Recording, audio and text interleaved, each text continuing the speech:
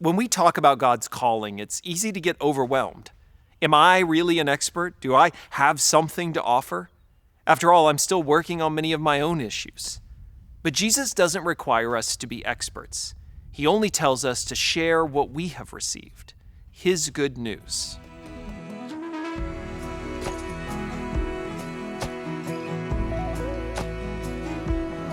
Jesus told His disciples, "As the Father has sent me, so I am sending you." Our calling is to go. We have received His Spirit so that we might have power to go and make disciples. Some go to the furthest corners of the globe, some only cross the street in front of their house. Still, God's people always go. They go to work, school, grocery stores, kids' soccer games, and family reunions. And wherever they go, they take their witness of Jesus with them. True believers live going and carrying out His mission. Embrace your place. Get going. Share what you've been given. Matthew was a tax collector. That probably left him at odds with many of his Jewish neighbors. Matthew's occupation probably also meant he had a decent education. As a go-between for the Roman Empire and the Jewish people, Matthew had a front row seat for the complexities and questions of his day. When Jesus called Matthew to follow him, it required a major reworking of Matthew's life and identity. But something about Jesus compelled Matthew to do it. Matthew would go on to write one of the 4 Gospels and offer one of the most detailed depictions of Jesus' fulfillment of Old Testament prophecy. Matthew strikes me as a detailed kind of guy, a tax collector, the kind of person who is probably capable of some pretty deep conversations.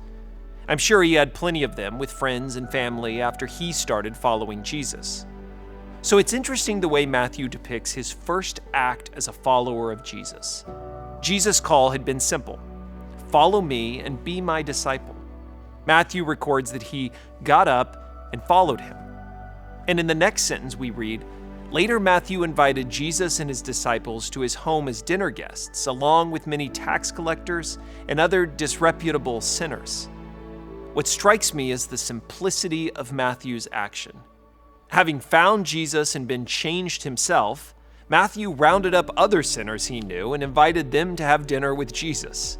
He invited them to meet Jesus for themselves. I realize there had to have been plenty of questions and conversations that came out of that dinner. The fact that Jesus went seems to have caused some controversy. But really, it is that simple, isn't it? The good news of Jesus changes us, and so we invite others to come to hear that same good news. It doesn't stop there. Growing as a Christian means learning, developing, and wrestling with hard questions. But that never takes away from the simplicity at the heart of God's work.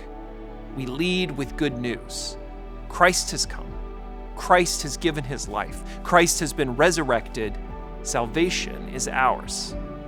The simplicity of Matthew's dinner party reminds me of the real work before me. I don't have to have every answer. I don't have to earn some degree from a Bible college or become a world-renowned evangelist.